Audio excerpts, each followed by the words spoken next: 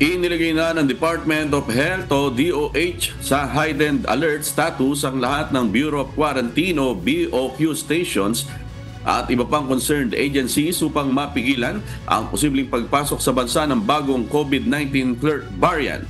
Inutusan nito ang BOQ na paigtingin ang gagawing screening sa mga pasaherong nanggagaling sa mga bansang may kumpirmadong kaso ng nasabing COVID variant. Paalala ng mga otoridad sa mga biyahero na manggagaling ng abroad, kompletuhin ang detalye sa kanilang mga health questionnaire sa electronic travel application.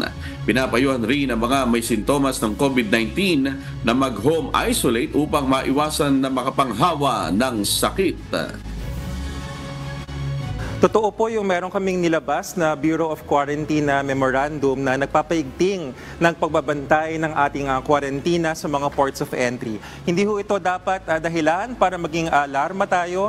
Tayo po ay nagmamatyag para sa pagpasok kung meron man ng ating KP2 and KP3 COVID variants. Mild po sila. Hindi ho problema yan at kayang-kaya ng ating sistema.